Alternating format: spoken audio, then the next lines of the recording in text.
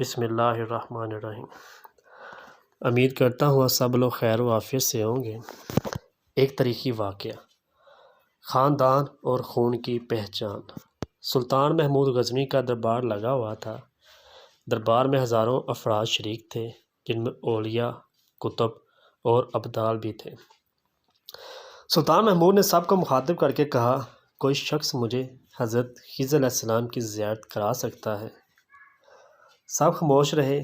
دربار میں بیٹھا ایک غریب دیہاتی کھڑا ہوا اور کہا، میں زیارت کرا سکتا ہوں۔ سلطان نے شرح پوچھی تو عرض کرنے لگا، 6 ماہ دریا کے کنارے چیلا کاٹنا ہوگا، لیکن میں ایک غریب آدمی ہوں، میرے گھر کا خرچہ آپ کو اٹھانا ہوگا۔ سلطان نے شرط منظور کر لی۔ اس شخص کو چیلا کے لیے بیچ دیا گیا اور گھر کا خرچہ بادشاہ کے ذمے ہو گیا۔ 6 ماہ گزرنے کے بعد سلطان نے اس شخص کو دربار میں حاضر کیا اور پوچھا تو دیہاتی کہنے لگا، حضور، کچھ وظائف الٹے ہو گئے ہیں، لہٰذا 6 ماہ مزید لگیں گے۔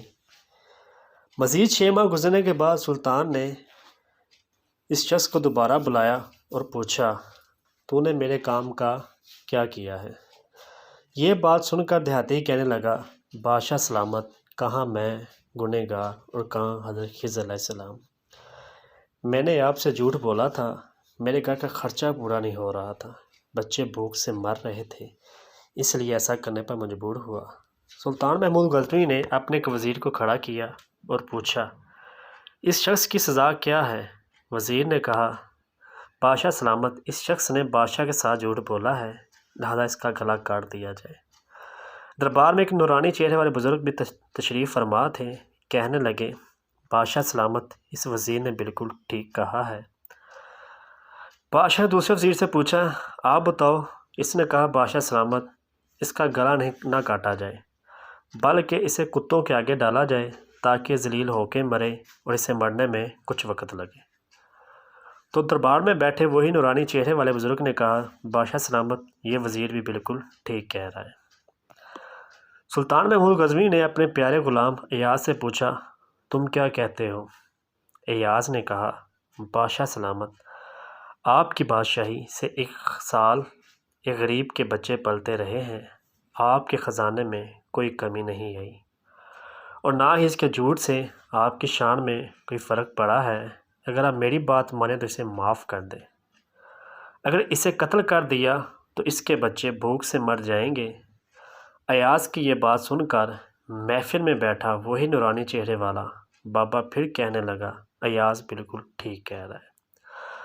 سلطان محمود غزنوی نے اس بابا جی کو بلایا اور پوچھا، آپ نے ہر وزیر کے فیصلے کو درست کہا، اس کی وجہ مجھے سمجھائی جائے۔ بابا جی کہنے لگے، بادشاہ سلامت، پہلے نمبر پر جس وزیر نے کہا کہ اس کا گلا کاٹا جائے وہ قوم قصائی کا فرد ہے، اور قصائی کا کام ہی گلے کاٹنا ہے، تو اس نے اپنا خاندانی رنگ دکھایا۔ غلطی اس کی نہیں، غلطی آپ کی ہے کہ آپ نے ایک قصائی کو وزیر بنایا۔ دوسرا جس نے کہا اسے کتوں کے آگے ڈالا جائے، اس وزیر کا والد بادشاہوں کے کتے نہلایا کرتا تھا، کتوں سے شکار کھیلتا تھا، اس کا کام ہی کتوں کا شکار ہے، تو اس نے اپنے خاندان کا تعارف کرایا۔ غلطی آپ کی ہے کہ آپ نے ایسے شخص کو وزیر بنایا، اور جہاں ایسے لوگ وزیر ہو وہاں لوگ بھوک سے ہی مرتے ہیں۔ اور تیسرا ایاز، جس نے جو فیصلہ کیا تو سلطان محمود غزنوی سنو، ایاز سید زادہ ہے۔ سید کی شان یہ ہے کہ سید اپنا سارا خاندان کربلا میں ذبح کرا دیتا ہے، مگر بدلہ لینے کا کبھی نہیں سوچتا۔ سلطان محمود اپنی کرسی سے کھڑا ہو جاتا ہے اور ایاز کو مخاطب کر کے کہتا ہے، ایاز، تم نے آج تک مجھے کیوں نہیں بتایا کہ تم سید ہو؟ ایاز کہتا ہے، آج تک کسی کو اس بات کا علم نہ تھا کہ ایاز سید ہے، لیکن آج بابا جی نے میرا راز کھولا ہے، آج میں بھی آپ کو ایک راز کھول دیتا ہوں۔ اے بادشاہ سلامت، یہ بابا کوئی عام ہستی نہیں ہے، یہی حضرت خضر علیہ السلام ہے۔ امید کرتا ہوں آپ کو میری ویڈیو پسند آئی ہوگی۔ اگر میری ویڈیو اچھی لگے تو میرے چینل کو لائک اور سبسکرائب ضرور کیجیے گا۔ اللہ آپ کا حامی و ناصر ہو، آمین ثم آمین۔